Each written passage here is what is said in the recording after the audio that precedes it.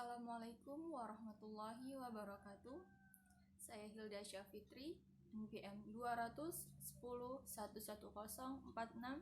Fakultas Tarbiyah dan Ilmu Keguruan, jurusan Pendidikan Agama Islam, akan menjelaskan tentang sejarah bahasa Indonesia. Bagaimana sih sejarahnya bahasa Indonesia itu sendiri? Peristiwa penting yang berkaitan dengan sejarah bahasa Indonesia, kedudukan dan fungsi bahasa Indonesia. Bahasa Indonesia sendiri berasal dari bahasa Melayu. Bahkan sebelum kedatangannya Belanda ke Indonesia, Melayu sudah digunakan di Indonesia dan sebagai bahasa perdagangan dan juga sebagai bahasa komunikasi. Namun setelah kedatangan Belanda ke Indonesia, Belanda menjadikan bahasa Melayu sebagai bahasa kedua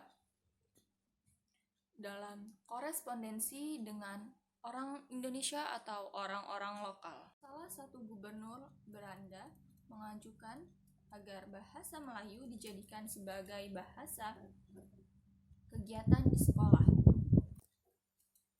Dan pada masa kedudukan Belanda, bahasa Melayu sudah dijadikan sebagai bahasa perhubungan di Nusantara. Bahasa Melayu sendiri sudah mulai menyebar, mulai dari Pulau Sumatera hingga ke wilayah Jambi. Bahasa mulai terpecah pada abad ke-19 menjadi bahasa Indonesia yang waktu itu sebagai bahasa Hindia Belanda dan persekutuan Tanah Melayu yang sekarang menjadi Malaysia. Bahasa Melayu sendiri dinilai sangat fleksibel dan bisa diterima oleh masyarakat sekitar seperti suku Jawa dan suku Sunda. Hingga pada tahun 1927, untuk pertama kalinya bahasa Indonesia digunakan dalam pidato oleh Yahya Datuk Rajo pada Kongres Pemuda ke-1 pada tahun 1926. Kemudian pada Kongres Pemuda kedua tahun 1928 atau yang biasa disebut sebagai Sumpah Pemuda, bahasa Indonesia dijadikan sebagai bahasa pemersatu. Pada Kongres Sumpah Pemuda yang kali ini, Profesor Muhammad Yamin menegaskan bahwa bahasa Indonesia yang bisa mempersatukan bangsa Indonesia ini sendiri. Dan bahasa Indonesia sendiri diakui sebagai bahasa nasional atau bahasa yang sudah diresmikan itu pada tahun 18 Agustus 1945 atau setelah Indonesia merdeka. Penggantian nama dari bahasa Melayu ke bahasa Indonesia sendiri mengikut usulan dari Muhammad Tabrani pada Kongres Pemuda ke-1 yang beranggapan bahwa jika tumpah darah dan bangsa disebut Indonesia, maka bahasanya pun harus disebut sebagai bahasa Indonesia.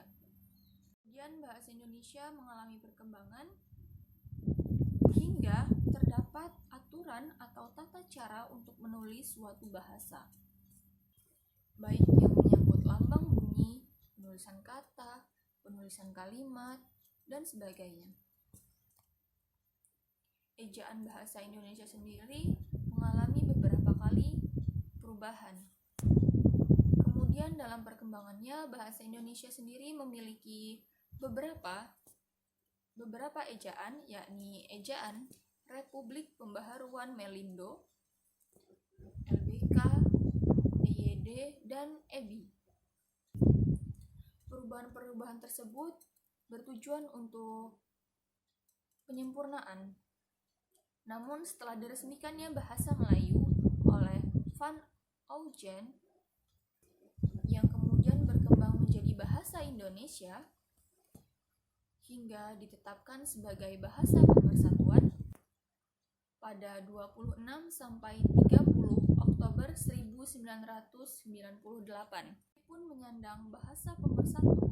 Namun bahasa Indonesia sendiri hanya digunakan oleh sebagian kecil dari masyarakat Indonesia. Sedangkan lebih dari 200 juta orang Indonesia hanya menggunakan bahasa Indonesia sebagai bahasa kedua dengan berbagai tingkat kemahiran. Dan hanya beberapa persen dari jumlah penduduk Indonesia yang menggunakan bahasa Indonesia dalam kehidupan sehari-harinya. Apa demikian? Cukup sekian dari saya. Wassalamualaikum warahmatullahi wabarakatuh.